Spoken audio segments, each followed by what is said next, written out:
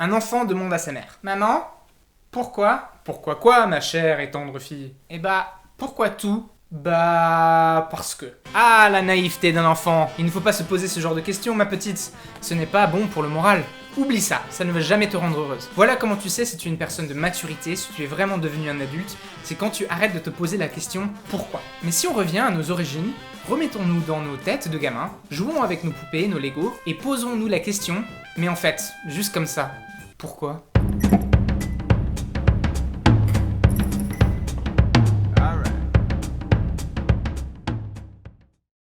Présupposé 1. Tout a un but. Une montre dit l'heure, la pluie donne des nutriments aux plantes, même les horribles insectes font partie d'un cycle de la nature. Présupposé 2. Je fais partie de tout. Bonjour, je suis une personne dans le monde. Conclusion, je dois avoir un but. Donc si on a tous un but, quel est le tien? Tu sers à quoi toi?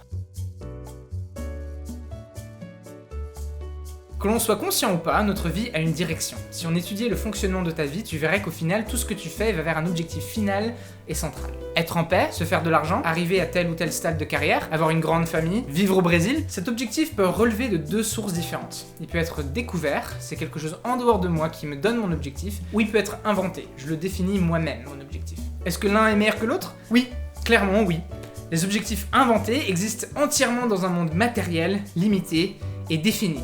C'est-à-dire qu'un jour, elles n'auront plus de valeur. Si votre but dans la vie c'est de devenir milliardaire, le jour où vous y arrivez, c'est le jour où votre vie est dénudée de signification. Chaud quand même. Ou peut-être à plus long terme, si votre but dans la vie c'est de se battre pour un monde juste où personne n'est malade ni pauvre, d'ici quelques milliards d'années, il n'y aura plus rien de ton travail contre l'injustice.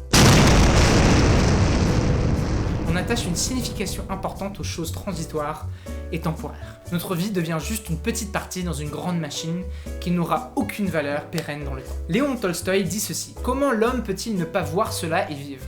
Voilà ce qui est étonnant. On peut vivre seulement pendant qu'on est ivre de la vie, mais lorsqu'on se dégrise, on ne peut pas ne pas voir que tout cela n'est qu'une supercherie, et une supercherie stupide. Chaud quand même, ça vous satisfait ça?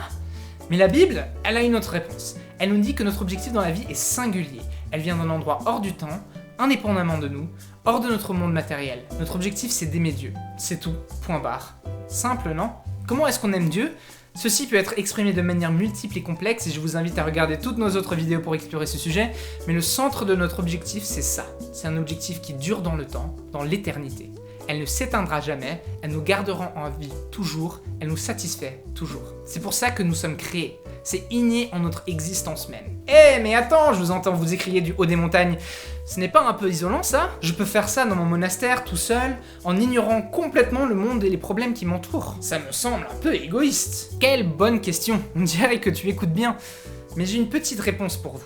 Si vous ouvrez la Bible, au livre de Matthieu chapitre 22 versets 37 et 40, il est écrit ceci: tu dois aimer le Seigneur ton Dieu de tout ton cœur, de tout ton être et de toute ton intelligence. C'est le plus important et le premier des commandements. Et voici le deuxième commandement, qui est aussi important que le premier.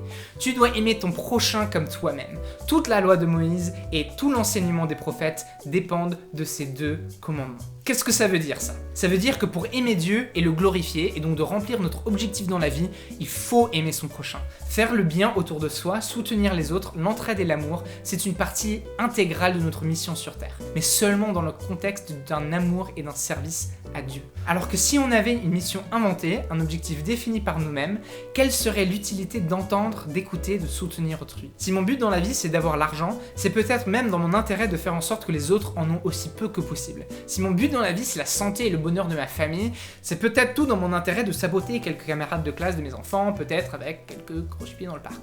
Mais en Christ, mon objectif principal, d'aimer Dieu, devient automatiquement un objectif d'aimer autrui. Donc pour vous, quel est votre objectif dans la vie? Vous êtes satisfait ou recherchez-vous quelque chose de plus pérenne qui va aider les autres?